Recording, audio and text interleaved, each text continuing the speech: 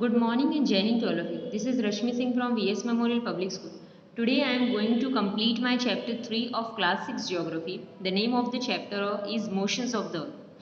So basically earth has two types of motion, rotation and revolution. We have learned about the rotation, the effects of earth rotation, revolution and the effects of earth revolution. We have also learned about the circle of illumination. Now I am going to tell you about the phenomena of seasons. So बच्चों हमने अभी तक जो पढ़ा उसके बाद हम पढ़ेंगे phenomena of seasons. So phenomena of seasons में मतलब घटना, ये जो सीजन्स की घटना होती है मतलब ये चेंजेस जो होते हैं किस वजह से होते हैं. स्टार्ट करते हैं पैराग्राफ से. The earth completes one revolution around the sun in about 365 and 1/4 days or 1 year. This period is divided into 4 seasons: spring, summer, autumn and winter. So basically one revolution complete करने में अर्थ को 365 1/4 days लगता है, या आप ऐसे कह सकते हैं कि 365 डेज एंड 6 आवर्स या 1 ईयर. ठीक है, आप ये कह सकते हो कि इतना टाइम लगता है. उसके बाद इन्होंने क्या कहा कि जो पीरियड है, जो एक 1 ईयर का पूरा पीरियड है अर्थ को रेवल्यूट करने में सन के अराउंड, उसको इन्होंने 4 सीजन्स में डिवाइड कर दिया: spring, summer, atom and winter. ठीक है, अब ये चेंजेस किसकी वजह से होते हैं? बेसिकली ये चेंजेस किसकी वजह से होते हैं? The rotation of the earth on it axis, the revolution of the earth around the sun, the inclination of the earth axis. So basically देखिए, सबसे इम्पॉर्टेंट बात जब हमने अर्थ रेवोल्यूशन पढ़ा तो सबसे इम्पॉर्टेंट चीज़ तो ये थी कि ये जो चेंजेस होते हैं सीजन में, ये अर्थ अपने एक्सिस पे घूमता है, रोटेट करता है, उसके वजह से अर्थ जो सन की चारों तरफ रिवॉल्व करता है उसकी वजह से, और उसके जो ये टिल्ट होकर झुकना, जो आपका इंक्लिनेशन होता है, इसके वजह से ये सारे चेंजेस होते हैं सीजन में. मतलब ये तीनों इसके लिए इंपॉर्टेंट है, ये तीनों फैक्टर्स इंपॉर्टेंट है. बट कहीं ना कहीं आपको ये भी दिया होगा कि मेन सीजन में चेंजेस की वजह से होते हैं रेवोल्यूशन ऑफ अर्थ.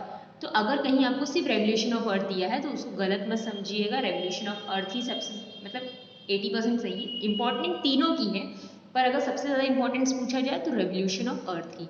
ठीक है, इंपॉर्टेंट तीनों है, तीनों इंपॉर्टेंट है इसके चेंजेस के लिए: rotation of earth, revolution of earth और इंक्लिनेशन ऑफ अर्थ सर्किस. पर किसी ने अगर ये कहा कि सबसे मेन रीजन क्या है, अगर ऑप्शंस नहीं दिए आपको, उसमें सिर्फ अर्थ रेवोल्यूशन दिया, तो अर्थ रेवोल्यूशन ही आपका मेन आंसर है.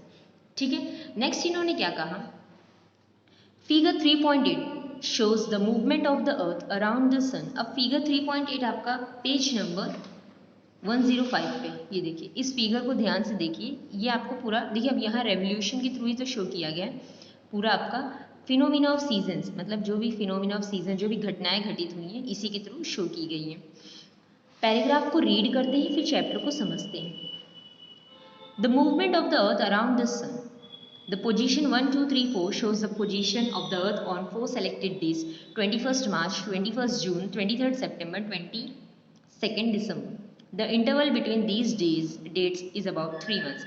So basically अगर हम पेज नंबर 105 पे आए तो आपको यहाँ 4 पोजीशंस दिए, देखिए 1, 2, 3 और 4, और हर पोजीशन को एक डेट दी है: 21st मार्च, 21st जून सॉरी, 23rd सितंबर, 22nd दिसंबर. इन पॉइंट्स को बहुत याद कर लीजिएगा, दोबारा रिपीट कर दे रहे हैं: 21st March, 21st June, 23rd सितंबर एंड 22nd दिसंबर. सो बेसिकली इन डेट्स की क्या इंपॉर्टेंस है इसे हम पढ़ेंगे, और हमने ये जाना कि इन चारों डेट्स के बीच में कितने का डिफरेंस है, 3 मंथ्स का. कितने का? 3 मंथ्स का. ठीक है, कितने का डिफरेंस है इसमें? 3 मंथ्स. नेक्स्ट आगे इन्होंने क्या दिया हुआ है, position 2 and 4 are called solstice. The solstice is a day when the midday sun shines vertically overhead at one of the tropics, the tropic of Cancer or the tropic of Capricorn, and the duration of the day is longest in that hemisphere. अब देखो एक एक चीज समझते चलते हैं. पहले तो इन्होंने हमसे क्या कहा कि पोजीशन 2 and 4 सोलिस्ट है. ठीक है, देखिए पोजीशन 2 and 4 कहाँ है, ये आपका पोजीशन 2 है और ये आपका पोजीशन 4 है. ये दोनों क्या है, आपके सोलिस्ट है. उसके बाद इन्होंने हमसे क्या कहा कि when the solist is a day. solist का मतलब होता है दिन. ठीक है, solist का मतलब होता है दिन. solist is a day when the midday sun vertically overhead at the top of tropic of cancer और ट्रॉपिक ऑफ कैप्रिकॉर्न। ऐसा टाइम सोलिस्ट का मतलब होता है, ऐसा टाइम जब जो आपका सन है वो वर्टिकली मतलब एकदम सीधे ट्रॉपिक ऑफ कैंसर या ट्रॉपिक ऑफ कैप्रिकॉर्न के सामने हो, ओवरहेड हो, मतलब एकदम जैसे एकदम ऊपर सामने वर्टिकली, वर्टिकली मतलब एकदम सीधा सीधे ओवरहेड होगा किसके, ट्रॉपिक ऑफ कैंसर या ट्रॉपिक ऑफ कैप्रिकॉर्न के। ये आपका क्या है, सोलिस्ट। क्या है, सोलिस्ट। देखिए समर, यहाँ साउदर्न विंटर सोलिस्ट, साउदर्न समर सोलिस्ट। सोलिस्ट क्या है, वो डे है, मिड डे, वो टाइम जब आपका सन एकदम वर्टिकली एकदम सीधे अर्थ के ट्रॉपिक ऑफ कैंसर या ट्रॉपिक ऑफ कैप्रिकॉर्न के सामने होगा, या ओवरहेड जो आप कहते हो, मतलब जस्ट एकदम सामने, ओवरहेड। अब नेक्स्ट इन्होंने क्या कहा, position and the duration of day in the longest in the hemisphere. अब इस हेमिस्फीयर में, उस हेमिस्फीयर में जब आपका ट्रॉपिक ऑफ कैंसर या ट्रॉपिक ऑफ कैप्रिकॉर्न के जस्ट इनमें से किसी के भी वर्टिकली एकदम ओवरहेड आपका सन शाइन करेगा, तो उस टाइम उस हेमिस्फीयर में सबसे बड़ा दिन होगा। उस टाइम उस हेमिस्फीयर में क्या होगा, सबसे बड़ा दिन होगा, ठीक है, उस टाइम उस हेमिस्फीयर में सबसे बड़ा दिन होगा। Position 1 and 3 are called equinox. An equinox is a day when the midday sun shines vertically overhead at the equator and the length of the day is equal duration throughout the world. The word equinox stands for equal nights. अब देखिए equinox का मतलब होता है बराबर की, मतलब बराबर की रात, ठीक है, equal nights, तो बराबर रात, equal nights जो आपका है वो equinox का मतलब होता है। Position 1 and 3 को equinox क्यों कहा गया? equinox वो दिन है जब आपका सन वर्टिकली एकदम इक्वेटर के ऊपर होगा, ठीक है, एकदम इक्वेटर के ओवरहेड, मतलब अगर ये इक्वेटर है तो इसके एकदम वर्टिकली सीध पे होगा, आपके ओवरहेड होगा, और इसी की वजह से जो आपका length of day and night होगा वो इक्वल होगा पूरे वर्ल्ड में।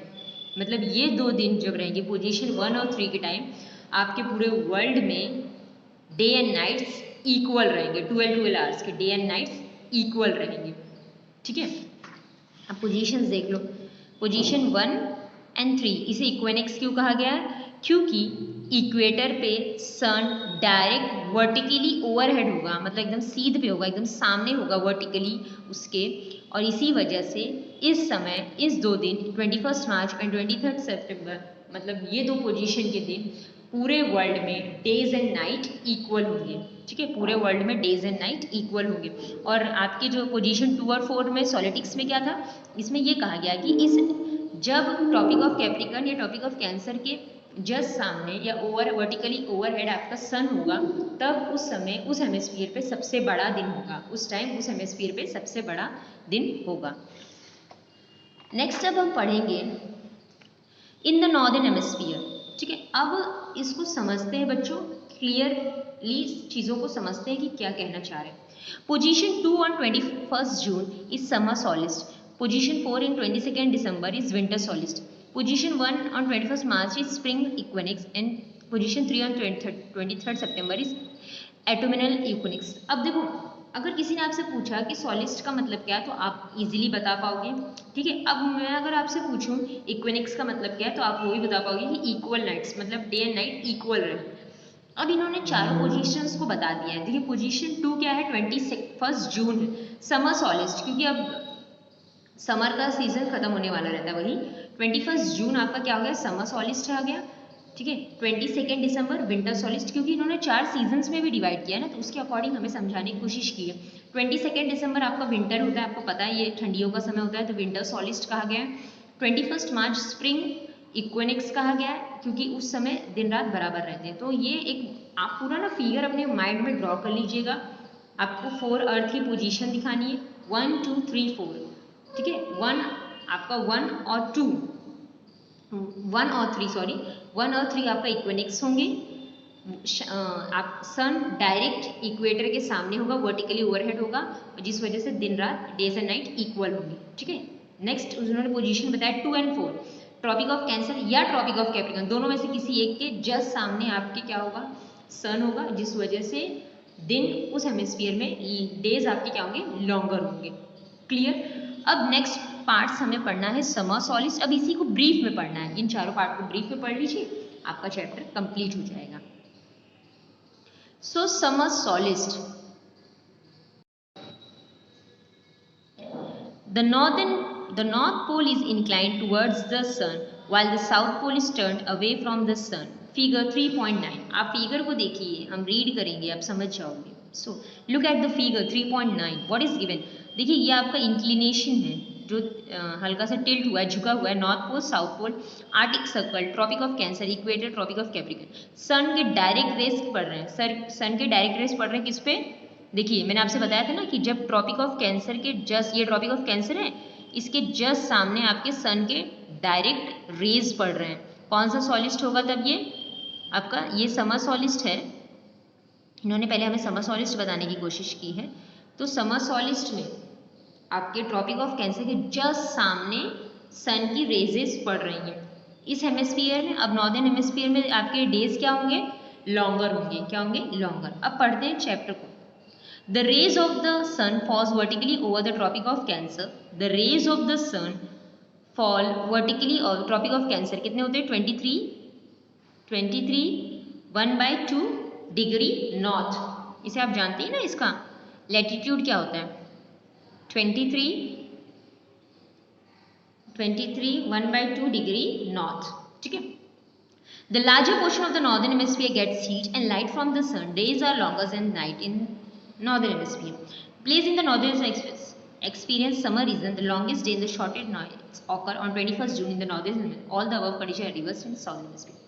अब पैराग्राफ को मैंने रीड किया, बस समझना है. देखो समर सॉलिस्ट के फिगर को ध्यान से देखिए. मैंने सॉलिस्ट में आपको पहले ही बताया था कि जब ट्रॉपिक ऑफ कैंसर या ट्रॉपिक ऑफ कैप्रिकॉर्न के जस्ट वर्टिकली ओवरहेड आपके सन के रेजेस पड़ेंगे, तब उस हेमिस्फीयर में डे क्या होगा? लॉन्गेस्ट होगा. डे क्या होगा आपका? लॉन्गेस्ट होगा. ठीक है. अब इन्होंने हमें समर सॉलिस्ट का एग्जांपल दी के बताया. समर सॉलिस्ट मतलब 21 जून को नॉर्दर्न हेमिस्फीयर में सन की direct rays tropic of cancer पे पड़ती है. मतलब 23.5 डिग्री नॉर्थ लैटिट्यूड पे जो आपका ट्रॉपिक ऑफ कैंसर, उस पर सन की रेस डायरेक्ट पड़ती है. उसके बाद क्योंकि नॉर्दर्न हेमिस्फीयर ज़्यादा रेस, देखिए अब ये डायरेक्ट नॉर्दर्न हेमिस्फीयर में आपके रेजेस पड़ रही है, ये मिलाकर नॉर्दर्न हेमिस्फीयर आपका यहाँ तक होगा, ये आपका. तो सन के डायरेक्ट रेज नॉर्दर्न हेमिस्फीयर में पड़ रहे हैं, तो ज़्यादा हीट एंड लाइट किसे मिलेगा? नॉर्दर्न हेमिस्फीयर को. इसलिए डेज आपके लॉन्गर कहाँ होंगे? नॉर्दर्न हेमिस्फीयर में. और शॉर्टर कहाँ होंगे? नॉर्दर्न हेमिस्फीयर, साउदर्न हेमिस्फीयर में. डेज आपके लॉन्गर कहाँ होंगे? क्योंकि यहाँ सनलाइट और हीट ज़्यादा रिसीव हो रहा है, तो इस टाइम पे, इस दिन पोजीशन में 21 जून को डे लॉन्गर होगा नॉर्दर्न हेमिस्फीयर में और नाइट शॉर्टर होगा नॉर्दर्न हेमिस्फीयर. और जस्ट अगर हम उसका उल्टा कर देंगे, साउदर्न हेमिस्फीयर में क्या होता है? उसी का रिवर्स हो जाता है. यहाँ नाइट लॉन्गर्स हो जाती है, मैंने पहले भी आपको बताया था, और डेज शॉर्टर. क्लियर? अगर आप एक सॉलिस्ट समझ जाओगे ना बच्चों, तो बाकी के ईजिली समझ जाओगे, कोई कंफ्यूजन नहीं है. अगर किसी ने आपसे कहा कि नॉर्दर्न हेमिस्फीयर के जस्ट सामने ज़्यादा हीट एंड लाइट सन की पहुंच रही है, तो ये जान लेना कि डेज नॉर्दर्न हेमिस्फीयर में लॉन्गर होंगे और नाइट शॉर्टर. और उसके साउदर्न हेमिस्फीयर में जस्ट उसका रिवर्स्ड, उसका उल्टा. क्यों? क्योंकि वहाँ सनलाइट इतनी नहीं पहुँच रही, तो वहाँ नाइट लॉन्गर होगी और डेज शॉर्टर. विंटर सॉलिस्ट 22 दिसंबर. अब देखिए ये आपका विंटर सॉलिस्ट का फिगर दिया हुआ है. ठीक है. विंटर सॉलिस्ट का मतलब ही समझ जाइए कि ट्रॉपिक ऑफ कैप्रिकॉर्न या ट्रॉपिक ऑफ कैंसर के ऊपर डायरेक्ट आपकी हीट या लाइट पड़ रही है सन की. The south pole is inclined towards. अब देखिए ये जो साउथ पोल है ये सन की तरफ झुका हुआ है, इंक्लाइंड है. नॉर्थ पोल थोड़ा दूर है. ठीक है. अब इसमें इन्होंने क्या कहा? The rays of sun fall vertically over the tropic of capricorn. ये डायरेक्ट रेज किस पे पड़ रही है? ट्रॉपिक ऑफ कैप्रिकॉर्न पे पड़ रही है, डायरेक्ट सन की रेजेस. अब जब हमें पता ही है कि ये हमारा साउदर्न हेमिस्फीयर है, ये हमारा नॉर्दर्न हेमिस्फीयर है. अगर रेज डायरेक्ट साउदर्न हेमिस्फीयर में पड़ रही हैं, तो डेज आपके क्या होंगे? लॉन्गर. कहाँ? साउदर्न में. जहाँ रेज डायरेक्ट पड़ेंगी, ज़्यादा देर तक रहेंगी, वहाँ आपका डेज लॉन्गर हो जाएगा और नाइट शॉर्टर. और उसी टाइम नॉर्दर्न हेमिस्फीयर में आपके नाइट लॉन्गर हो जाएगी, डेज शॉर्टर. अगर मैं इसको डेज के अकॉर्डिंग समझूँ तो ये समझ लो, 21 जून को नॉर्दर्न हेमिस्फीयर में लॉन्गर डे होंगे, शॉर्टर नाइट होंगे. 21 जून को साउदर्न हेमिस्फीयर में लॉन्गर नाइट होंगी, लॉन्गेस्ट नाइट होंगी और शॉर्टेस्ट डे होंगे. जस्ट उसी का ऑपोजिट रहेगा. अगर नॉर्दर्न हेमिस्फीयर में दिन बड़ा है तो साउदर्न हेमिस्फीयर में रात बड़ी होगी. जस्ट उसी का उल्टा होगा, क्योंकि एक ही साइड फेस किए होते हैं ना सन को, पूरा हाफ पार्ट एक ही साइड सन को फेस किया होता है उस टाइम। सो विंटर सॉलिस्ट 22 दिसंबर को, आपकी अगर किसी ने आपसे पूछा कि 22 दिसंबर को क्या है, तो डेज आर लॉन्गर। 22 दिसंबर को कहते नहीं बड़ा दिन, 21 आप पेपर में इस बार देख लेना, 22 दिसंबर को पेपर में दिखा गया, 22 दिसंबर को डेज आपके लॉन्गर होंगे और नाइट शॉर्टर होंगी, ठीक है, साउदर्न हेमिस्फीयर। और नॉर्दर्न हेमिस्फीयर में जस्ट उसका रिवर्स्ड। तो याद किए रहना 2 दिन, 21 June days longer night shorter northern hemisphere, 22 December days longer night shorter southern hemisphere, ठीक है। उसे समर सॉलिस्ट कहा जाता है, इसे विंटर सॉलिस्ट कहा जाता है। लास्ट आपका दिया है स्प्रिंग एंड ऑटोमिनल इक्वेंसेस। इक्वेंसेस का मतलब पता नहीं, इक्वल डेज एंड नाइट रहेंगे। तो 21 मार्च एंड 23 सितंबर ये आपका स्प्रिंग एंड ऑटोमिनल इक्वेंसेस है, इनको दोनों समझना पड़ेगा हमें। फिगर देखते रहिए आप, हम पढ़ते हैं। और 21 March and 23 the rays of the sun fall equator. अब देखिए डायरेक्ट किस पे पड़ रहा है रेज, इक्वेटर पे। किस पे पड़ रहा है डायरेक्ट रेज, आपके इक्वेटर पे, ठीक है। ना इस पे ट्रॉपिक ऑफ कैंसर पे रेज पड़ रहा है, ना Tropic of Capricorn, direct rays किस पे पड़ रहा है, इक्वेटर पे। So days and night are equal duration throughout the world. तो ये दोनों दिन 21 मार्च एंड 23 सितंबर जो आपका बीत गया, डेज एंड नाइट इक्वल होते हैं थ्रू आउट द वर्ल्ड, मतलब पूरे वर्ल्ड में डेज एंड नाइट आपके इक्वल रहेंगे। कौन से टाइम में, 21 मार्च एंड 23 सितंबर, ठीक है। It is neither hot nor very cold in both the hemisphere. अब इन दोनों हेमिस्फीयर्स में, चाहे साउदर्न हेमिस्फीयर हो चाहे नॉर्दर्न हेमिस्फीयर पे, ना बहुत ज़्यादा ठंडा होगा ना बहुत ज़्यादा गर्म।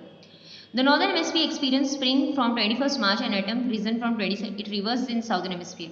The equinoxes coincide with the time of sunrise at one pole and the time of sunset at the other pole. 21st March coincide with the New Year day of the Indian national calendar.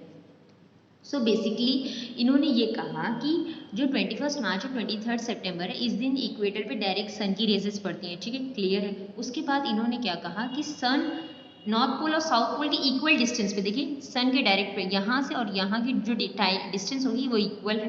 फिर उन्होंने क्या कहा कि days and night इस time, इस दोनों दिन days and night equal रहते हैं। और वहाँ दोनों हेमिस्फीयर नॉर्थ और साउथ, दोनों नॉर्दर्न और साउदर्न हेमिस्फीयर दोनों में ना बहुत ज़्यादा गर्मी रहेगी ना बहुत ज़्यादा ठंडी रहेगी। अब इन्होंने ये कहा कि नॉर्दर्न हेमिस्फीयर 21 मार्च को स्प्रिंग एक्सपीरियंस करता है और 23 को एटम, और साउदर्न जस्ट उसका उल्टा, ठीक है, जस्ट उसका रिवर्स। फिर उन्होंने ये कहा कि the equinoxes coincide with the time of sunrise at one pole and time of sun other, and 21 March coincide with the new year day of the Indian national calendar. तो Indian national calendar में new year day 21 March को भी बहुत लोग मनाते हैं। सो I hope आपने इस चैप्टर को समझा और सब चीज़ें आपको क्लियर हो गई होंगी। कोई कन्फ्यूजन होगा तो प्लीज़ हमें बता दीजिएगा। आप ये क्वार्टरली एग्ज़ाम के लिए अभी से प्रिपरेशन एकदम स्टार्ट कर दीजिए। आप सबको मेरी तरफ से ऑल द बेस्ट। जय हिंद।